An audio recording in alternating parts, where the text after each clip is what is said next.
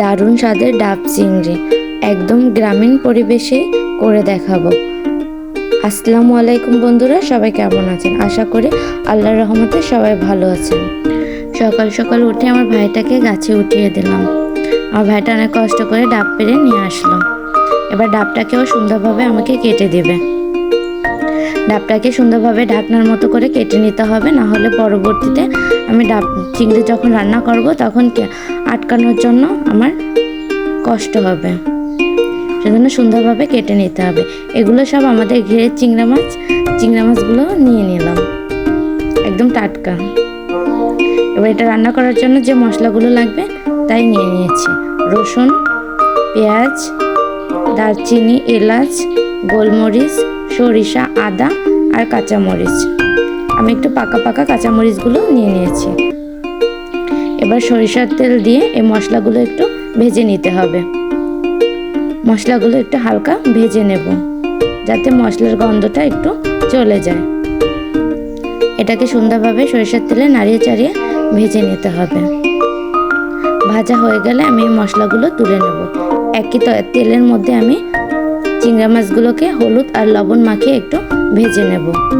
এটাকে বেশি সময় ভাজতে হবে না, আমি এখানে 2 মিনিটের মতো একটু মাছগুলো ভেজে নেব।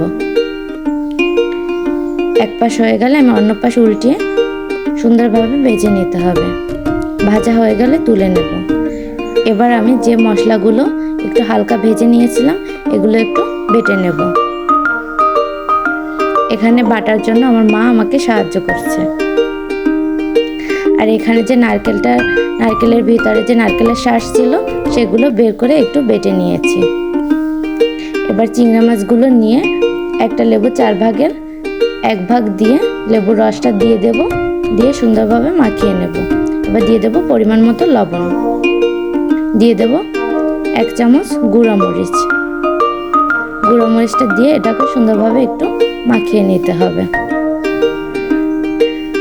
আমি হাত দিয়ে সুন্দরভাবে মাখিয়ে নিচ্ছি।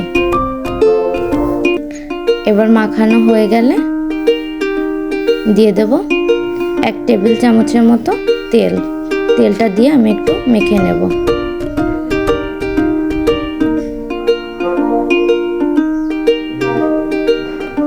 তেলটা দেওয়া হয়ে গেলে আমি আগে থেকে যে মশলা আর নারকেলটা বেটে রেখেছি এটা দিয়ে দেব।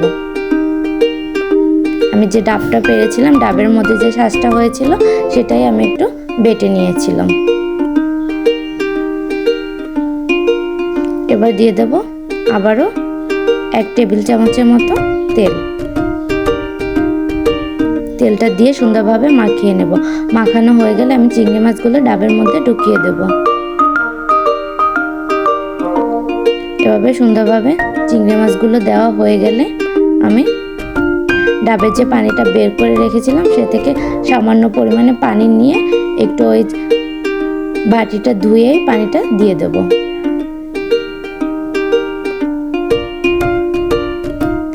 এবার আমি আটা গলিয়ে নিয়েছি। আটাটাকে সুন্দরভাবে গোল করে শেপ দিয়ে নেব। দিয়ে এবার ডাবের যে মুখের অংশটা কেটে রেখেছিলাম এটা দিয়ে সুন্দরভাবে চাপ দিয়ে আটকিয়ে দিতে হবে। এটাকে সুন্দরভাবে না আটকানো হলে ভাপটা বের হয়ে যাবে, তাহলে রান্নাটা পারফেক্টভাবে হবে না। তাই সুন্দরভাবে এটাকে আটকিয়ে নিতে হবে। আপনারা একা একা না পারলে আমার মতো সাহায্য নিতে পারেন। আমি আমার ভাইয়ের কাছ থেকে সাহায্য নিচ্ছি। আমার ভাই সুন্দরভাবে এটাকে চাপ দিয়ে আটকিয়ে দিয়েছে। আমার এই রান্নাটা করতে সবাই আমাকে অনেক সাহায্য করেছে। আমার ভাই, আমার মা, সবাই আমাকে অনেক সাহায্য করেছে। এবারে আমি চুলায় বসিয়ে দিয়েছি। চুলায় পড়তে ছিল না, এজন্য আমি গ্যাসের স্ট্যান্ড নিয়ে চুলার উপরে দিয়ে তারপরে চুলায় বসিয়ে দিয়েছি। এবার মা চুলাটা ধরিয়ে দিয়েছে। এভাবে আমি রান্না করে নেব 1 ঘন্টা বা 1 ঘন্টা 20 মিনিটের মতো। 1 ঘন্টা 20 মিনিটের মতো রান্না করলে এটা পারফেক্টভাবে হয়ে যাবে। এবার আমি উঠিয়ে নিয়েছি। এটাকে এবার খুলে দেখাবো। দেখুন বন্ধুরা, দেখতে কতটা লোভনীয় হয়েছে। খেতেও দারুণ। আপনারা একবার হলেও বাসায় ট্রাই করে দেখতে পারেন। আর আমার ভিডিওটা যদি ভালো লাগে তাহলে অবশ্যই সবাই লাইক, কমেন্ট আর শেয়ার করে দিবেন। আল্লাহ হাফেজ।